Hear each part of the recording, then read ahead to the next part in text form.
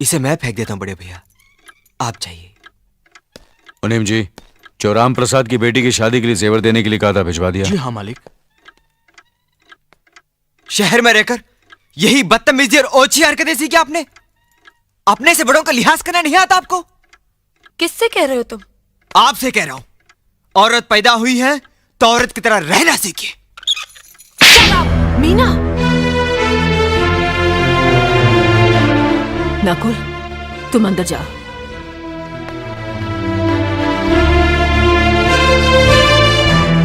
पागल हो गई हो तुम? औरत होकर एक मर्द पर हाथ उठाती हो?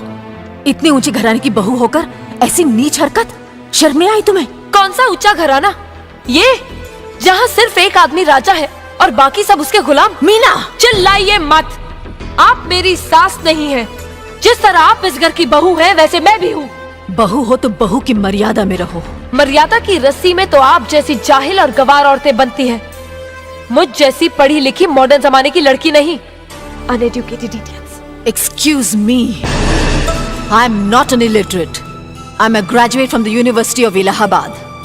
I am aware of the modernization of women, but I have not forgotten my culture, my customs, my traditions and my values. And most of all, I'll never ever forget that I am an Indian woman. Modern जमाने की औरत भी औरत ही होती है। उसे भी मर्द ही ब्याह कर ले जाता है, मर्द को ब्याह कर वो नहीं ले जाती। जमाने ख्याल और लिबास बदल देते हैं, औरत की शरीर की बनावट नहीं। लोग तुम्हारे ख्याल की लड़कियों को लज्जत का सामान भले ही समझते हो, इज्जत के काबिल कोई नहीं समझता। इज्जत आज भी उन्हीं औरतों की होती है जिनकी आंखों में हया हो, लाज हो, शर्म हो। हम नहीं कहते कि तुम बंदिशों में रहो, लेकिन अपने दायरे की सीमा को मत भूलो। लड़की जब अपने माँ बाप के घर होती है, तब उसके कांधों पर अपने ही घर की इज्जत का बोझ होता है। लेकिन जब वो बहू बनकर ससुराल जाती है, तब उसके कांधों पर एक नहीं, 2 परिवारों की इज्जत का बोझ होता है। आज जिस तरह तुमने नकुल को तमाचा मारा, अगर उसी तरह उसका भी हाथ उठ जाता तो तुम्हारी क्या इज्जत रह जाती? कभी सोचा तुमने? क्या बात है?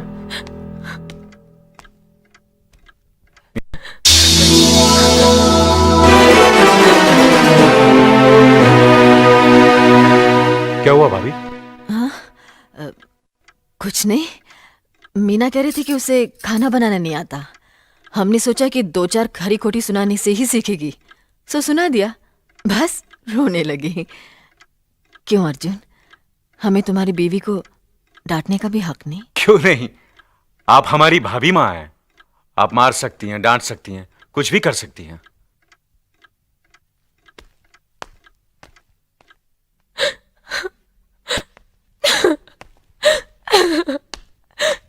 मैंने भूल की जो मैं लोगों के बीच आ गई। मेरी तो इस घर में कोई इज्जत ही नहीं है। जब देखो तो सब मेरी इंसल्ट करते रहते हैं। मैं कब से रो रही हूँ, तुम पूछ भी नहीं रहे हो कि मैं क्यों रो रही हूँ। बेकार रो रही है तो कौन पूछेगा? अच्छा, तो मैं तुम्हारे लिए और इस घर के लिए बेकार हो गई हूँ। अरे बेकार तो तुम हो गए अपने परिवार के बीच में रहकर। मैं कब से बोले जा रही हूँ और तुम हो के सुन ही नहीं रहे हो। इंसान की चीख सुनकर लोग शुभ अशुभ का विचार करते हैं, लेकिन जब मेंढकी को जुकाम होता है, उसकी चीख की कोई परवाह नहीं करता। ये मत भूलो कि जब मेंढकी चिल्लाती है तो आंधी और तूफान आते हैं। आंधी और तूफान आएंगे तो उसका नतीजा तुम्हें ही भुगतना पड़ेगा। तो फिर ठीक है, अब मैं तुम्हारे साथ तब भी रहूंगी जब तुम मेरे साथ मेरे डैडी के घर रहोगे।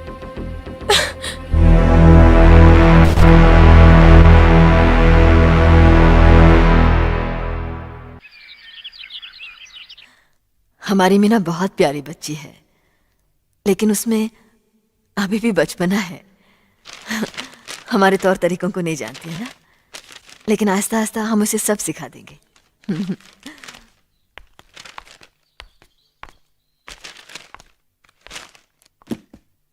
बड़े भैया, ये अपने घर जाना चाहती है। जाना भी चाहिए। 4-5 महीने हो गए, मायके की याद भी आती होगी इसे। और अर्जुन, तुम्हारे ससुर जी तुम्हें कई बार बुला चुके हैं। तुम भी कुछ दिनों के लिए हो आओ, तुम्हारा मन भी बहल जाएगा। अगर ये वापस लौटने के लिए जा रही होती तो मैं जरूर जाता, मगर ये तो हमेशा के लिए इस घर से जा रही है। कैसी बातें कर रहे हो? अगर तुम दोनों के ख्यालात एक दूसरे से नहीं मिलते तो इस मामले को घर की चार दीवारी में बैठकर आपस में सुलझा लेना चाहिए। बहू शहर की पढ़ी लिखी लड़की है, उसे गांव की रीति रिवाज के बारे में क्या मालूम। यह तो तुम्हारा फर्ज बनता है अर्जुन कि तुम उसे हमारे तौर तरीके सिखाओ। सिखाने से कोई फायदा नहीं बड़े भैया, ये खुद को इस माहौल में डालना ही नहीं चाहती, इसलिए भेज रहा हूं। अच्छा, तो तुमने फैसला भी कर डाला। बड़े भैया, बात यह है कि मैंने मीना को, तुम बहुत समझदार भी हो गए हो ना, तो फिर तुम्हें इतना तो समझ लेना चाहिए, अगर बहू अपने आप को बदल नहीं पा रही है तो तुम बहू के मुताबिक बदल जाओ।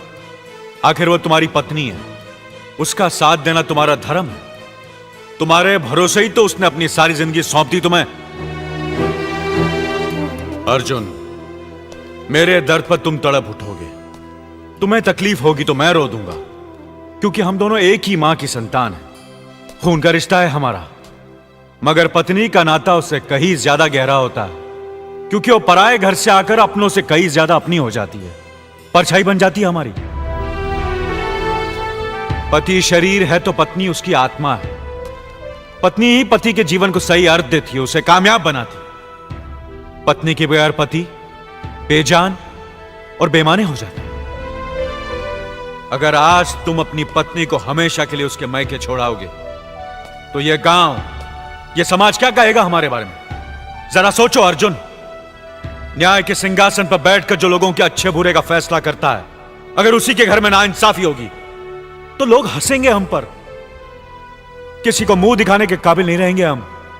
बड़े भैया, मुझसे भूल हो गई, मुझे माफ कर दीजिए। मुनीम जी। जी मालिक।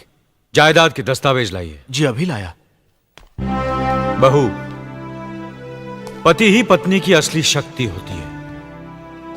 हमारे पुरखों ने कुल धर्म पत्नी के बारे में कहा है, जो पति के काम में उसकी मददगार हो, उसे अच्छी सलाह दे, जो दासी की तरह उसकी सेवा करे, मां की तरह उसे खिलाए पिलाए, लक्ष्मी का रूप हो और धरती की तरह उसमें सहन शक्ति हो, वही आदर्श पत्नी होती है।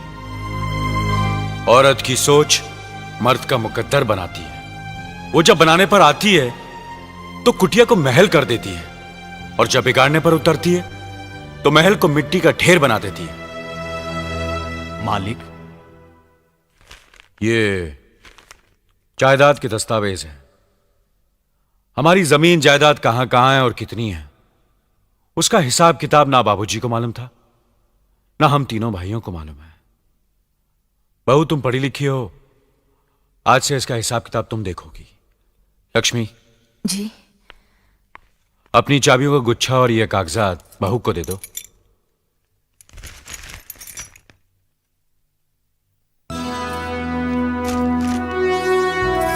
आज से तुम इस घर की मालकिन हो। तुम जहां कहोगी, जिस कागज पर कहोगी, हम तीनों भाई चुपचाप आंख बंद करके दस्तखत कर देंगे।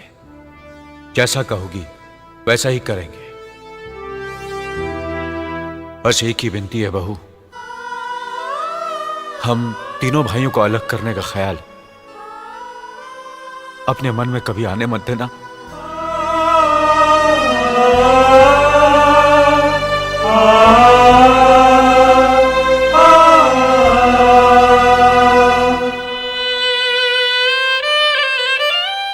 बहुत अच्छा किया तुमने बहू, बहुत अच्छा किया।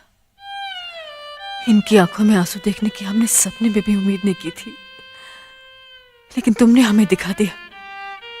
बहुत अच्छा किया तुमने, बहुत अच्छा किया।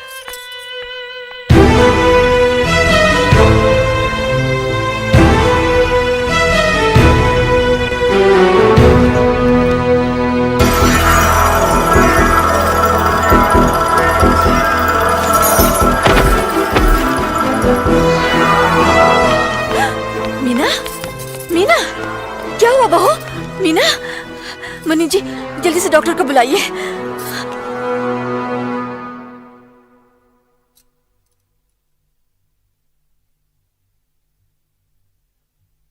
घबराने की कोई बात नहीं, ये मां बनने वाली है।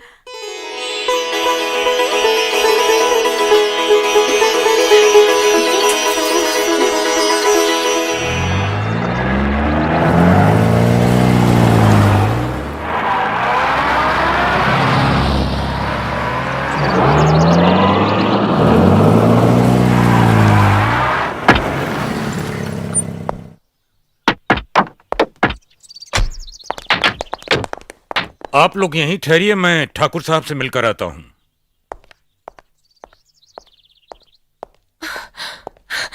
डैडी, डैडी, कैसी हो बेटी? What a pleasant surprise. आने की खबर भी नहीं की।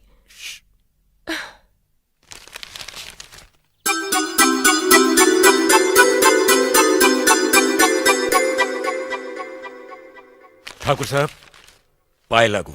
समधी जी, आप अचानक यहाँ कैसे? तशरीफ रखिए, बैठिए ना। आपके बराबर बैठने की मैंने कभी गुस्ताखी नहीं की, तो आज कैसे करूंगा? बहुत दिनों बाद हम लोग मिल रहे हैं। कहिए, आपका कारोबार कैसे चल रहा है? आपकी कृपा और आशीर्वाद से ठीक ही चल रहा है। दिल्ली में इंडस्ट्रीज मिनिस्टर के साथ कब की अपॉइंटमेंट ली है? कल सुबह 11 बजे सर। इनकम टैक्स केस का? वकील ने कहा है कि 15 तारीख की हियरिंग में मामला क्लियर हो जाएगा। आज एक्सपोर्ट का माल जापान के लिए जहाज से रवाना हो जाएगा ना? जी हाँ सर। नमस्ते ठाकुर साहब। नमस्ते नमस्ते नमस्ते।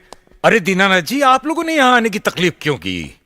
मैं आपकी संस्था के लिए गवर्नर साहब से बात कर चुका हूँ, आपका काम हो जाएगा। धन्यवाद, बहुत बहुत। अरे गोपीनाथ जी, होम मिनिस्टर ने वादा किया कि आपके भाई का ट्रांसफर जल्दी ही हो जाएगा। Thank you sir. Daddy, good morning daddy. Good morning my child. आप कहीं जा रहे हैं क्या? हाँ बेटी, एक जरूरी काम से दिल्ली जा रहा हूँ, अपना ख्याल रखना। हाँ, ओके ओके, बाय। पास में ही फैक्ट्री के लिए जमीन देखने आया था, सोचा आपके दर्शन करता चलूं। अब इजाजत दीजिए। इतनी जल्दी कैसे जा सकते हैं आप? भोजन तो करते जाइए। माफ कीजिए, आप तो जानते ही हैं, बाप बेटी के घर का खाना तो क्या, पानी भी नहीं पी सकता। शहर में रहकर भी अभी भी आप इन बातों को मानते हैं? शहर में रहूं या गांव में, मैं अपनी परंपरा और संस्कार कैसे भूल सकता हूं? आखिर मैंने इसी मिट्टी में जन्म लिया है। अच्छा, चलता हूं। अजी, कम से कम बेटी से मिलकर उसकी कुशलता तो पूछ लीजिए। ये क्या कह रहे हैं आप? मैं इतना ओछा नहीं हूं कि अपनी बेटी की कुशलता पूछकर आपका अपमान करूं। ठाकुर साहब, ये तो मेरी बेटी का सौभाग्य है कि वो इस मंदिर जैसे पवित्र घर में बहू बनकर आई, और फिर आपकी छत्र छाया में तो वो कुशल हो गई ही। राम राम। राम राम। बेटे, जिस तरह तुम मैके में चहकाती रही हो ना, वैसे ही अपनी ससुराल को भी महकाती रहना। जी।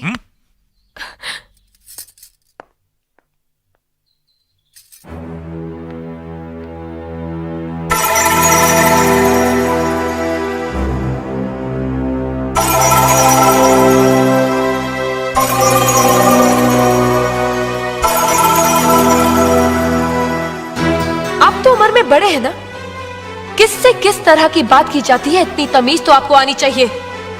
Mind it, mind it, mind it.